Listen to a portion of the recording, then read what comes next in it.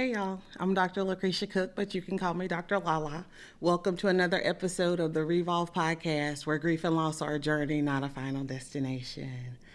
Um, I'm so happy to be here with you today. Our conversation today might get a little bit heavy, but I think it's necessary, right? So, the holiday season is coming up. I know, right? So, especially for you guys who have experienced loss, and this is your first holiday without your loved one, and what that can look like. And so, today, I want to give you a couple of permission slips because the truth is, it's different. You know, that first holiday without your loved ones can be a challenge. And I want you to know that it's okay to not be okay, right? For myself, it's been 5 years since my mom passed, and almost 10 since daddy passed. It's been right at 10 years since my daddy passed away. And during the holidays, it still gets hard sometimes, right? And that doesn't mean I'm not healed. That means I'm human, right? Because the reality is, when we lose someone, that grief that we experience is the price we pay for having been able to love them. And that's okay. I'm not saying that it'll ever be easy. I'm not saying that it'll ever get to the point where it won't hurt, but you'll get better at bearing it. And so today, I just want to help you get through this first holiday season without your loved one, right? I want to give you permission to operate at the capacity that you can handle, okay? Because sometimes just that little bit has to be enough. You know, that first Christmas after my mom passed away, it was hard. One of the things I normally love to do is put the Christmas tree up Thanksgiving weekend. The year mommy passed away, I didn't even get a tree put up that year. You know, my siblings and I, we actually wound up spending Christmas in Florida because it was mommy's turn to host Christmas, and she wasn't going to be there. And so we had a little meeting, and we decided, rather than try to handle business as usual, we decided to spend Christmas at the beach. That was completely outside of our norm, right? Because each year, since we've become adults, one of us will host the holiday. But that Christmas, it was mommy's turn. And so it was very much so out of the box for us to go to Florida. But honestly, I think it was probably one of the best things we could do because it got us outside of our norm, right? Because we were having to learn to live in our new normal anyway. So it was different, but getting away from the house for Christmas, it helped. Because I know sometimes when we're grieving, being joyful feels like betrayal, right? Because it's like, how can I be happy right now when a part of me is missing, right? And so it's hard to perform during the holidays, right? But something my therapist told me in this season is that grief rewrites our capacity, right? And so our emotional energy is kind of like a bank account. And when we're grieving, grief takes huge amounts from that account, right? So the things that are normally easy, like decorating, hosting for the holiday, baking, they become nearly impossible. And that doesn't make you a failure, right? It makes you human. because life is different, right? And it's okay for you to be honest with yourself and acknowledge that it doesn't feel good. I know it's the holiday season and I'm supposed to be happy, and there are parts of me that are, but there's a part of me that's sad. And you don't have to feel guilty about that, okay? Ecclesiastes 3 and 4 reminds us that there's a time to weep and a time to laugh, a time to mourn and a time to dance. It doesn't say we have to rush to get to the dancing part, right? The scriptures give us permission. It tells us there's a time for mourning. And so you're allowed to give yourself time, because grief doesn't have a time limit, right? Because some days it might be a butterfly just, just barely flying. You just can barely feel it. And then other days, it might feel like an elephant sitting in your chest. And that's okay. Give yourself permission to operate at the capacity that you can handle, right? So here's another permission slip. You don't have to decorate if you're not up to it. You don't have to bake. You don't have to host. You don't have to pretend. I'm giving you permission to leave your traditions in storage this year if you have to, right? Because your heart, your emotional well-being is more important than your holiday checklist this year. And I'm not saying don't celebrate, but what I am saying is give yourself permission to feel how you feel. Right? Because it can be hard when we are socializing during the holidays, right? And sometimes we have these encounters when people are really, really well-meaning, but sometimes their words hurt, right? They're in a better place. God needed another angel. At least they're not suffering. And we hear all of those things, but a lot of times those things make us feel more alone, right? Because although those things may be true, I miss my loved one, right? And sometimes we don't even need answers.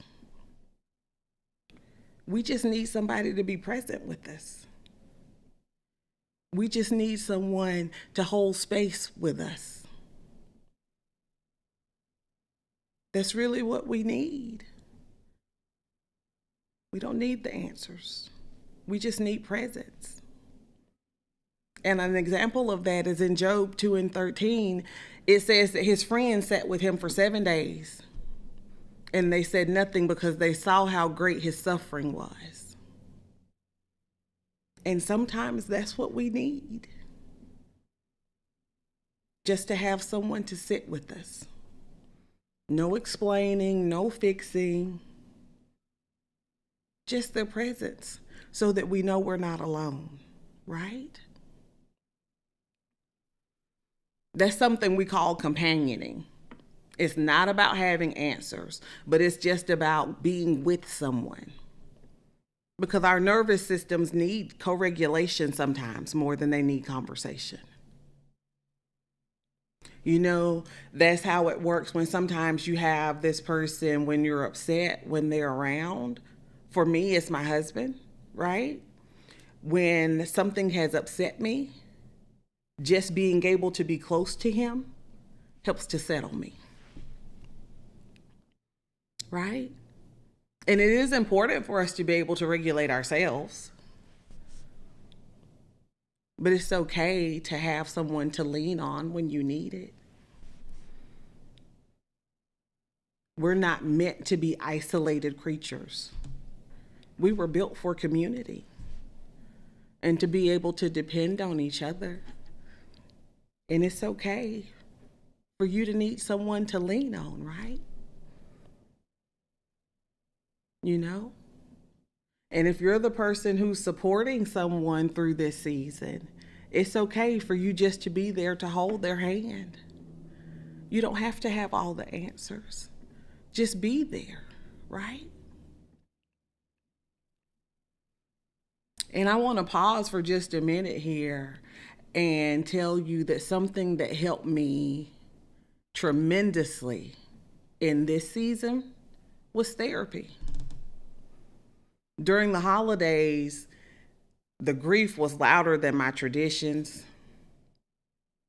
right? It was louder and heavier than anything else we had going on. And I wanted to really be able to enjoy. But those first holiday seasons without my parents, they were rough. And being in therapy gave me a safe space to say the hard things, to say the things I really wanted to say, right? It helped me to understand my emotional capacity, right? And to set boundaries that I didn't even know that I could set. And it helped me create rituals and activities that actually gave me comfort. The truth is, therapy didn't make my grief go away, but it helped me carry it. And that was a tremendous gift for me, was just to be able to carry it, you know? Because sometimes we have these situations where we're not just carrying our grief, we're carrying the grief of others as well.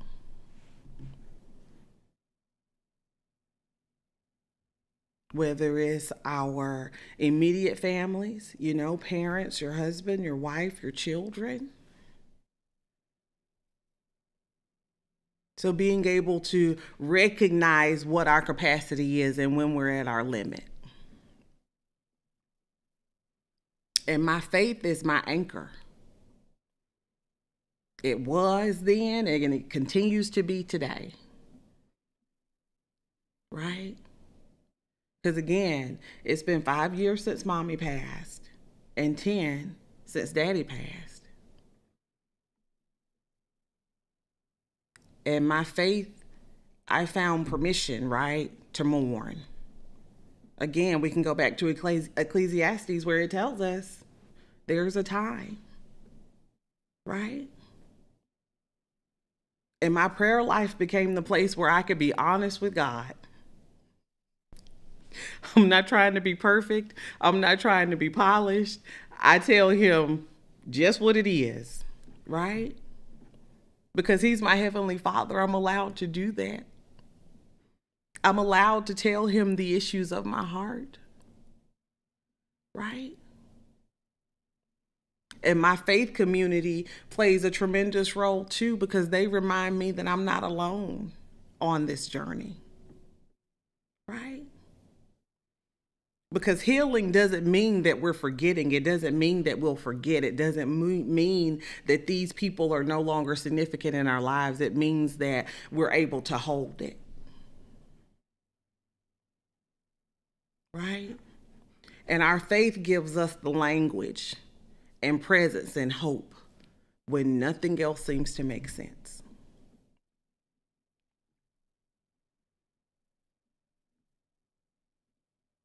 I know.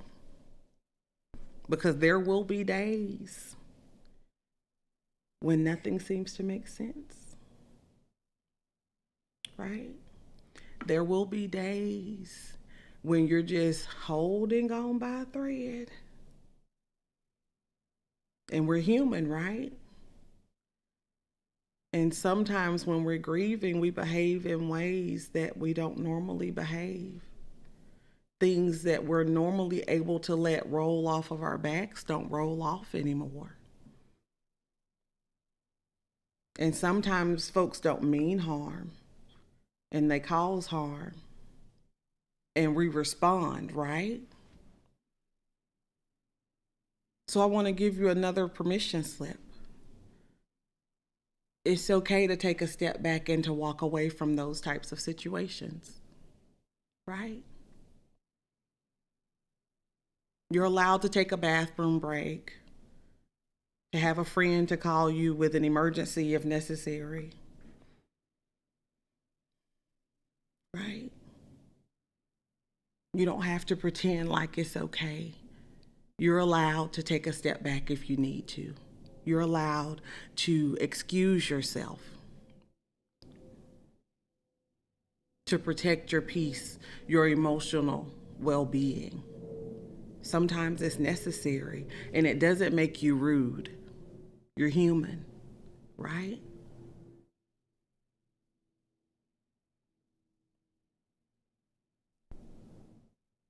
And something else that happens when we're navigating the holiday season is what we call an emotional ambush, right? It's when grief catches you off guard.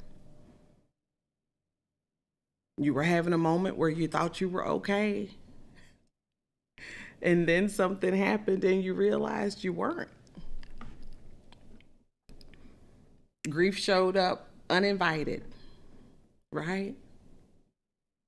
The year daddy passed, that happened when I was making the list for the holiday baking, because that's my job in the family. I do all the baking, right?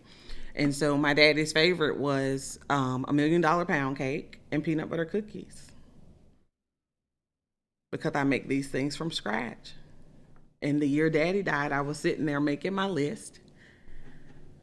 And as I started to write out the list for his ingredients, I realized that he wasn't going to be here to eat them. And that's how ambush grief works, right? It don't wait to be invited in, it just shows up.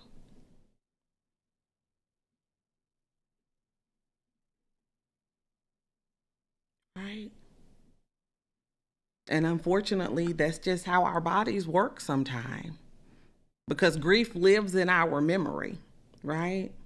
Our bodies remember. And our brains look for patterns. And when it finds one, especially one tied to our loved one, we're pulled under before we even realize it. You're not crazy. It's normal. Again, it makes you human. Like I said, grief is the price we pay for being able to love someone. I remember the first time I heard that statement, and it stuck with me, because that is very literally the truth, right? Grief is the evidence that love lived here, that it lives here, because just because they're gone in the natural doesn't mean that my love for them no longer exists. The amazing thing about love is that it transcends time and space, right?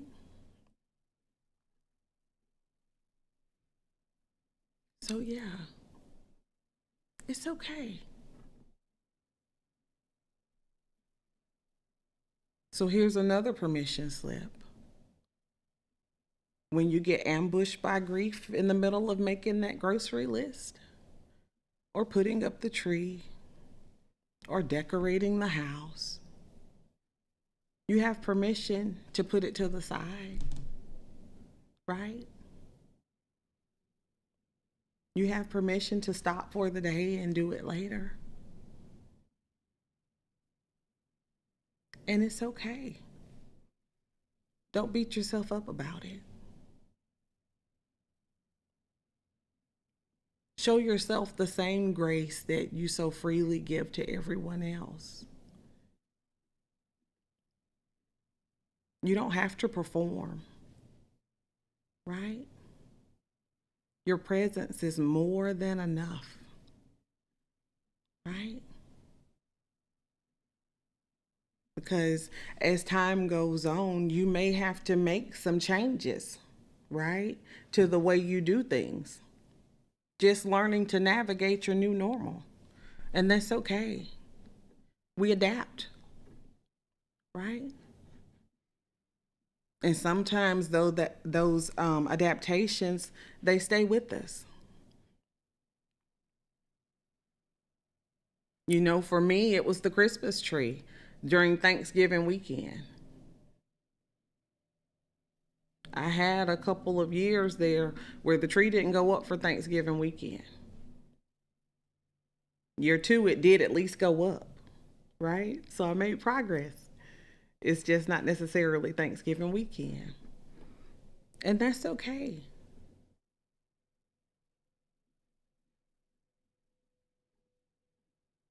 It's wise to know and to recognize when you've reached your limit, right?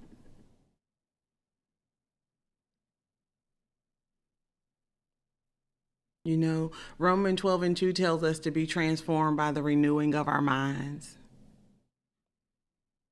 And sometimes that looks like transformation means that we don't go back to the way things were. Sometimes becoming someone entirely new is necessary, right?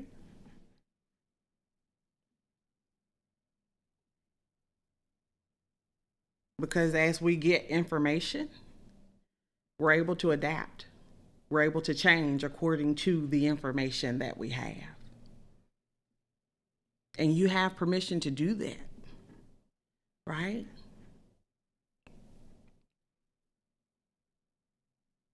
Because sometimes our bodies know what we need before we do. Because grief rewires our brains, right? And it develops systems to protect us. Isn't God amazing that He created us that way? That our brains will protect us without us having to do the work to do it. But our nervous systems take care of us automatically when we need it. I honor that and I encourage you to do the same thing.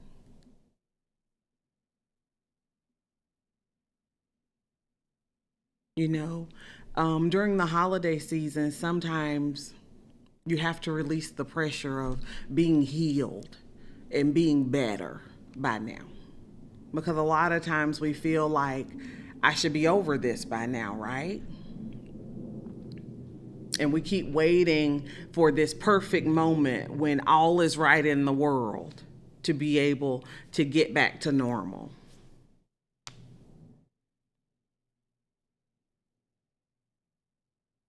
But healing is an ongoing process, right? And sometimes healing looks like knowing that I don't have the capacity to be at this family function today. That's using wisdom, right?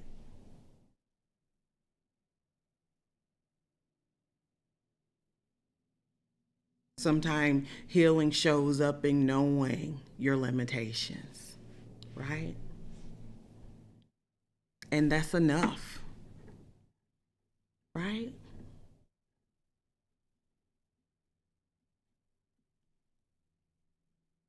And here's the thing, as we transition through these different seasons, you know,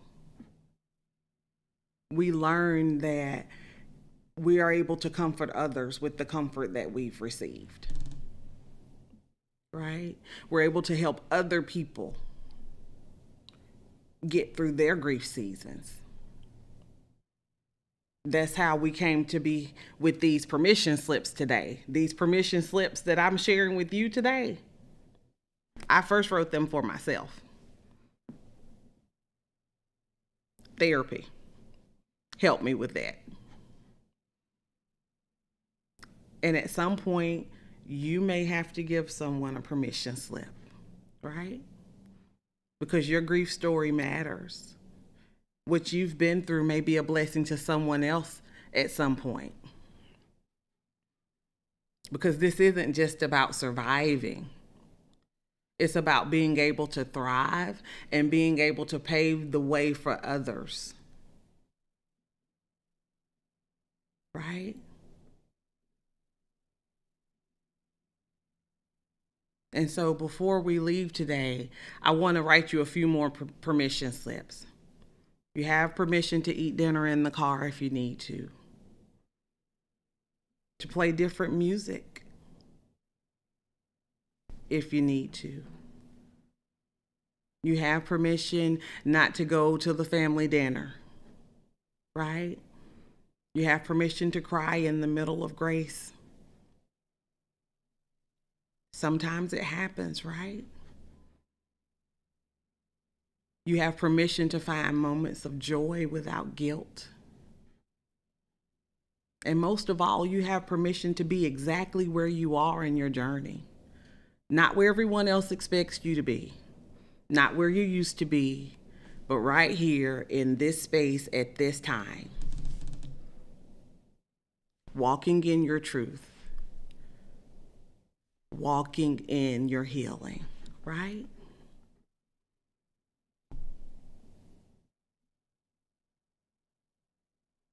You still belong, right? The holiday seasons are still yours. The joy that comes with it, they're still yours.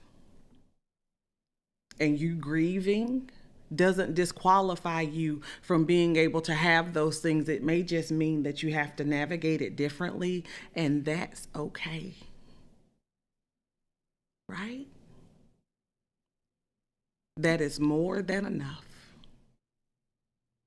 And so until next time, keep choosing healing, keep choosing joy, and remember, you have permission. I love y'all. Bye.